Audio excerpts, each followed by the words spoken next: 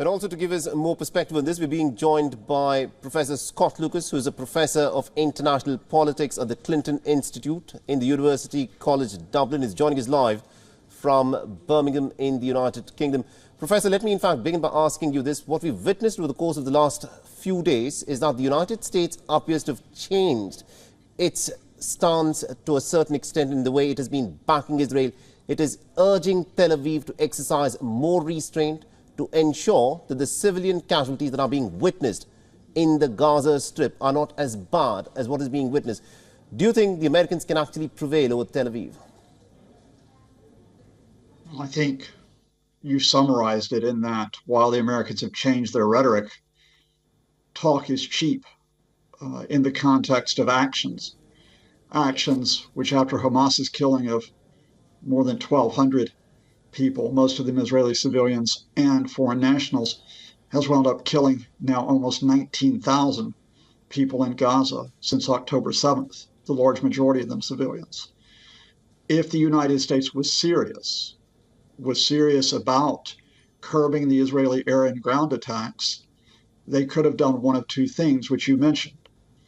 They could have earlier this week cast their veto in the UN Security Council, they could have refrained from casting their veto in the UN Security Council earlier this week on a resolution calling for a ceasefire, therefore giving the diplomatic signal that this offensive should be halted.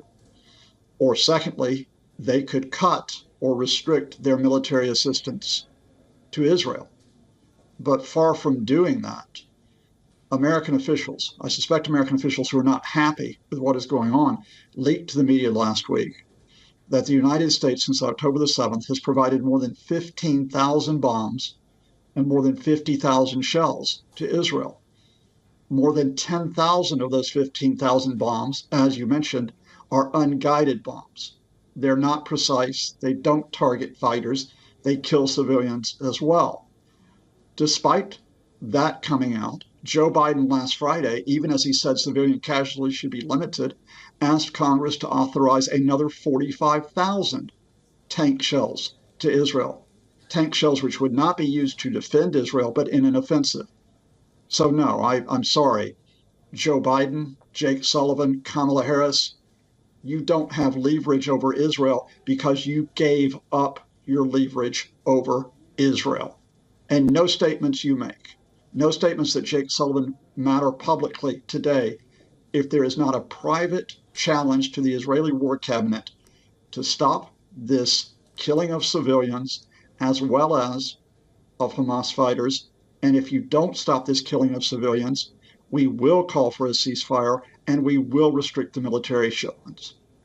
And also, Professor Lucas, how isolated do you think the United States has become on the international scene because of its backing of Israel? We've been witnessing is to have, this issue has been voted upon both in the UNSC and also in the UNGA, where unequivocally there are nations that have been demanding that there should be a humanitarian ceasefire, but the United States is the one that has used its veto at the UNSC to block a resolution demanding for the ceasefire.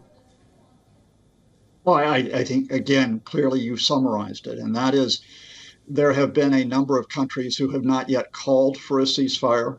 Indeed, the European Union at its summit today in Brussels is unlikely to call for a ceasefire while they are moving towards calling for more humanitarian aid. But in that Security Council of 15 members earlier this week, 13 voted for a ceasefire, including France, including Asian members. The United Kingdom abstained on the resolution. Only the U.S. votes no. Absolutely. In the General Assembly, a couple of days later, when an overwhelming 153 of 193 nations call for a ceasefire, countries like France, Japan, Australia vote for the ceasefire. The U.S. again votes no.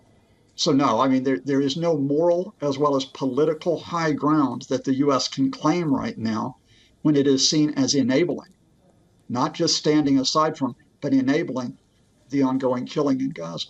Absolutely indeed, Professor Lucas. Thank you very much indeed for joining us with that perspective there. Thank you.